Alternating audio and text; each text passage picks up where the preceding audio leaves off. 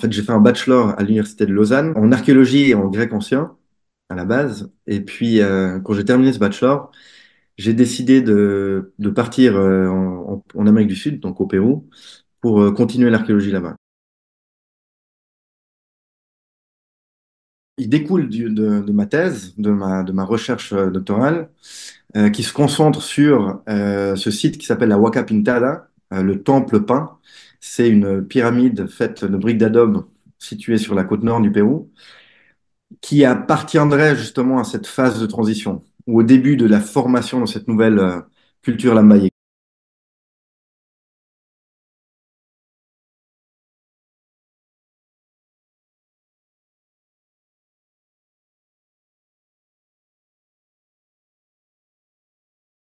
Ce site était connu il y a un peu plus de 100 ans par une découverte fortuite par un groupe de pilleurs qui a, par hasard un jour, en fait, fait la découverte d'une très grande peinture murale qui montrait en fait une magnifique scène avec une dizaine de guerriers qui marchaient en direction d'une divinité centrale. C'est une peinture donc polychrome qui présente des couleurs assez exceptionnelles, comme un bleu en fait qu'on a assez rarement dans la région. Et, euh, et puis, cette peinture, malheureusement, a été détruite la même année par le groupe de pilleurs. Moi, j'interviens, évidemment, 100 ans plus tard, parce que, en fait, dans les années 70, un Américain avait retrouvé des photographies d'un ethnographe allemand qui s'appelle Heinrich Brüning, qui travaillait dans la région de la Maïké, qui avait pris des photos, une série de photos de cette peinture. Il semble en fait qu'en analysant un petit peu le style de cette peinture, elle montre justement un syncrétisme de formes à la fois mochica et ce qui va devenir un petit peu la tradition artistique lambaïque.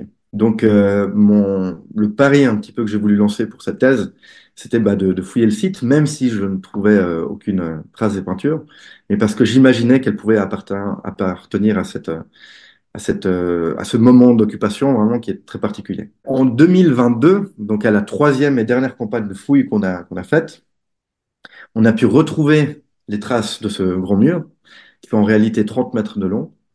Et on a eu la chance en fait de retrouver dans les parties externes du mur des sections du mur qui ont été pas touchées, donc pas détruites par les pilleurs. Ça nous a permis de comprendre beaucoup de choses sur ce mur en fait dont on n'avait aucune information si ce n'était les photos. Et on comprend maintenant le contexte, on comprend aussi maintenant voilà, à quelle époque il a été construit, à quoi il aurait pu servir. On imagine maintenant que c'est une sorte de mur en fait qui aurait décoré un temple, donc sur la scène arrière d'une partie supérieure du temple, probablement là où se déroulaient des cérémonies, pour un petit peu voilà, illustrer presque une scène, quoi, avec les personnes qui viendraient se réunir devant pour regarder un petit peu le spectacle, presque comme on irait aujourd'hui à la cathédrale, écouter en fait le prêtre, et puis il y a tout, on va dire, la liturgie catholique derrière qui est représentée.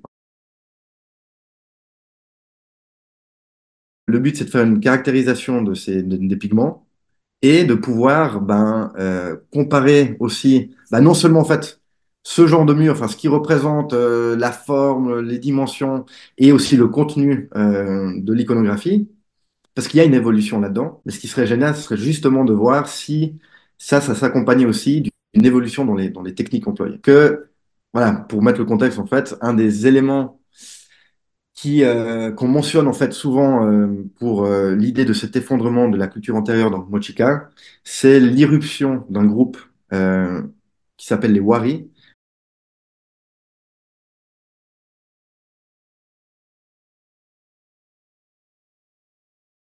qui serait un premier empire pan-andin et qui viennent en fait implanter non seulement peut-être une autre vision voilà, du monde et tout, d'autres manières de faire, mais aussi voilà, de nouvelles techniques avec eux et on va voir un petit peu l'impact de l'entrée des Wari dans ce territoire.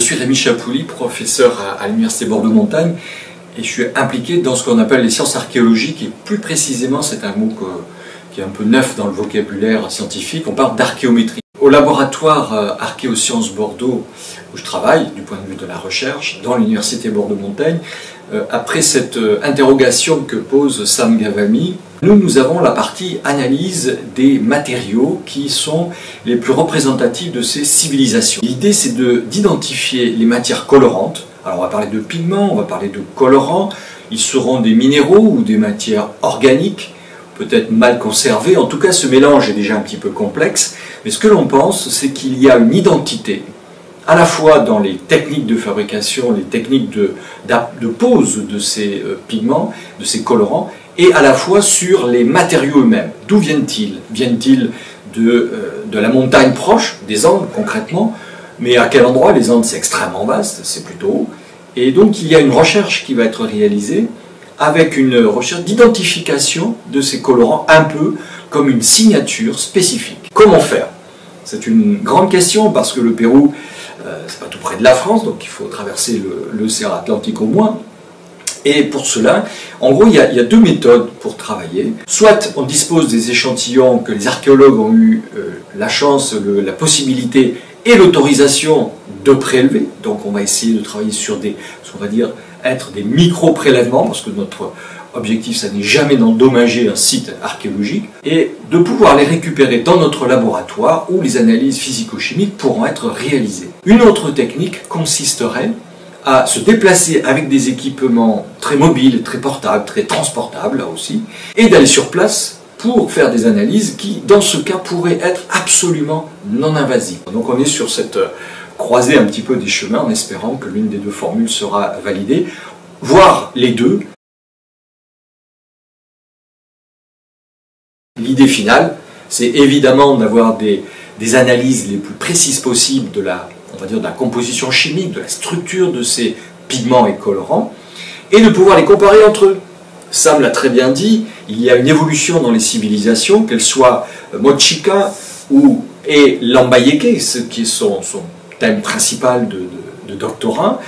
Et dans ce cas, si on pouvait avoir des échantillons de différents temples, qui soient des cultures Mochica et Lambayeque, on pourra faire une étude comparée et voir si les techniques sont les mêmes, voir si les matériaux sont les mêmes, éventuellement s'intéresser à des provenances, est-ce que ça vient du nord du pays, du sud, on sait l'influence de la civilisation Wari qui a à un certain moment dominé les Mochica également. Donc il y a plein de questions de fond qui sont abordées. On sait que le fond de la question est d'une observation des évolutions peut-être polythéistes, ce qui était le cas chez les Mochica, vers des religions monothéistes, ce qui semble être le cas de la civilisation Lambayeque. Les questions sont multiples.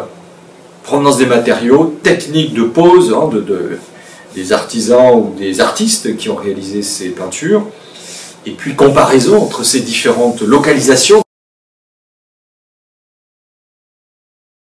Luis Jaime Castillo Butters est invité par l'Université Bordeaux-Montaigne comme professeur invité en octobre 2024.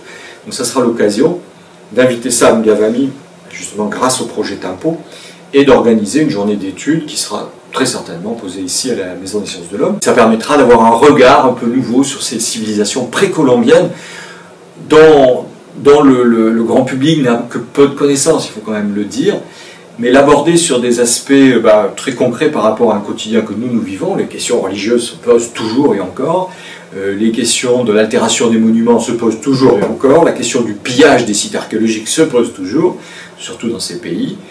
Et donc ce sont autant de sujets que l'on pourra évoquer pendant cette journée d'études.